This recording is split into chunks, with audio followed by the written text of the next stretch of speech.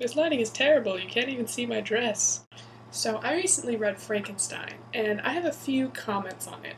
So first of all, I thought that the letters that began Frankenstein were a pleasant surprise, because I did not expect this famous classic to begin with personal letters from the doctor to his sister. I think that this method of introduction created a relatable character for the readers to build on as the story of the doctor's experiment begins. Because we don't view the Doctor as a sociopathic villain. Instead, we start the novel picturing a lonely, brilliant man. Because Walton's initial impression of Victor is favorable, so we, too, look upon Victor favorably, at first. At first. I also noticed that in Frankenstein there were a couple major themes.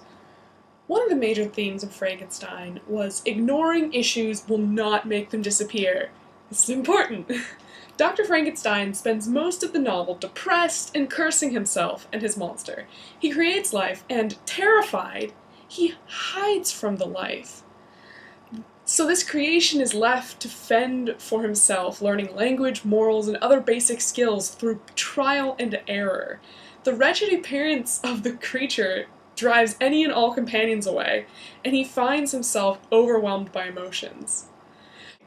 The monster curses his creator for creating and then abandoning him. He seeks revenge and murders his creator's brother, causing others to be blamed for this crime. Frankenstein finally takes action to fix the problem and attempts to murder the monster. Gradually, this game of cat and mouse becomes more and more pronounced, finally taking Frankenstein to the extremes of the earth and to his death. I conjecture that immediately after the monster's creation, if Frankenstein captured the monster and prepared him for interaction with mankind by teaching the monster control of his emotions, the monster would not seek revenge and nurse a passionate grudge against humanity. Another theme in Frankenstein is companionship is required for happiness. The monster pleads his creator for a bride to ease his loneliness and to keep him company. He's convinced that this will allow him to live without malice in a secluded place.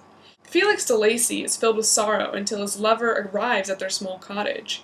The company of a childhood friend nurses Victor from mental illness after the creation of his monster, and again, the childhood friend comforts him while he's in the process of creating his monster's promised mate.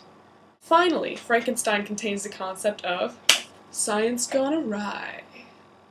Victor's enthusiastic approach to research turned into a mistake when not contained. The monster is a great scientific feat, but he brings havoc to mankind, not help.